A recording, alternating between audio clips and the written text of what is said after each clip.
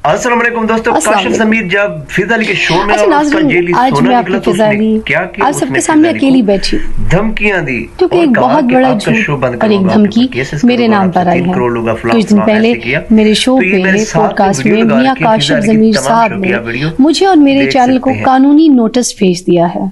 उस नोटिस में ये लिखा है कि मैंने उनकी तौहीन की है, उन्हें धोखा दिया है, 30 लाख रुपए उनको नहीं दिए। ये पूरा शो ड्रामा था। गोल्ड के टेस्ट जो थे वो जाली थे और अगर मैं 24 घंटे में उनसे माफी ना मांगू तो मुझ पर 50 करोड़ का हर्जाना आ जाएगा और एफआईए में केस भी कर देंगे मेरे खिलाफ।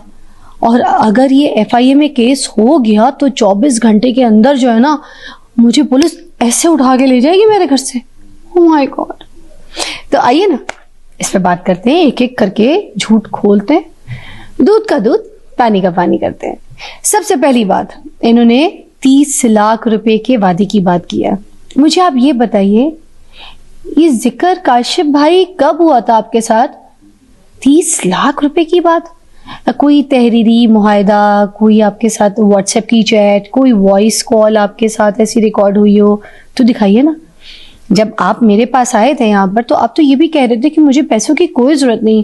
फिजा जी, जैसे ही मैंने आपका नाम सुना मैं तो फौरन आ गया। मैं तो आपको पता है आपका कितना बड़ा फैन हूँ, तो मुझे तो पैसे। फिर ये 30 लाख रुपए की बात कब हुई थी? दूसरी बात, गोल्ड की टेस्टिंग आपने कहा कि वो एक ड्रामा थी।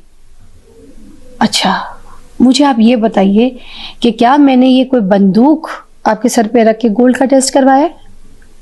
आपने अपने पूरे होशो आवाज में ये गोल्ड का टेस्ट करवाया है ना? आपने अपने पूरे होशो आवाज में गोल्ड का टेस्ट करवाया।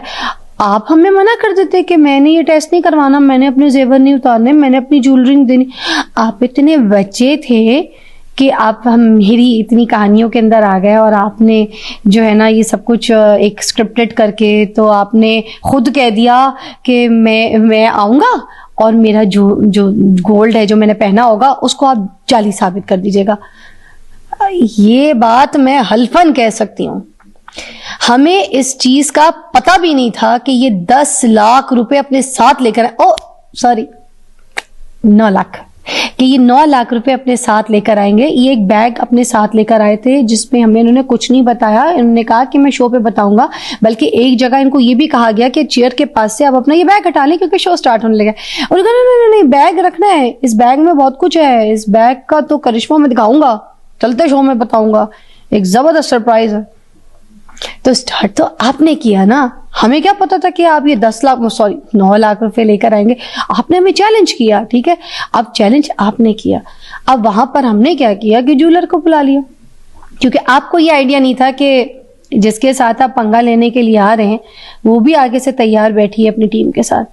हमने अपनी टीम के साथ ऑलरेडी प्लान कर लिया था कि ये जिस चीज पे स्टार बनते घूमते हैं और ये स्टार बने, लाइक मैंने को वैसे भी बोला था शो के बाद भी कि हैरत की बात है, ना तो आप शाहरुख खान है ना माधुरी दीक्षित है, कहते हैं अल्लाह ना करे मैं हूं। तो मैं कहती यही तो मैं पूछ रही हूँ कि आप इनमें से कुछ भी नहीं है फिर भी स्टार क्यों बने फिर रहे हैं? आप किया क्या है आपने? ठीक है, तो आपने खुद अपनी चेन, अपनी हर चीज खुद उतार के यहाँ पर सबके सामने खुद चेक करवाई गई है। आपसे कोई जबरदस्ती तो नहीं करवाई गई और सब कुछ आवाम के सामने चेक हुई है।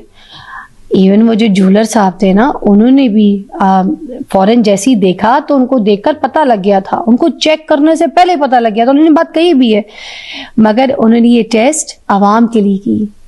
उन्होंने टेस्ट आवाम के लिए किया ताकि आवाम को सच और झूठ का पता चले, हकीकत का पता चले कि जो जेवर आप पहन के घूम रहे हैं ये सब जाली है, ये सब झूठ है, ये सब फ्रॉड है। फिर बाद में आप ये कहते हैं कि ये सब कुछ झूठ हो गया, ये फ्रॉड हो गया, फिजा अली ने मेरे साथ फ्रॉड कर दिया, चैनल ने फ्रॉड कर दिया। ये प्लीज देखें, ये मंतक ना सिर्फ वही समझ सकते हैं जो सोने की जगह पीतल पहनकर खुद को गोल्ड मैन समझते हैं। चले अब एक और बात जिसमें आप बोल रहे हैं कि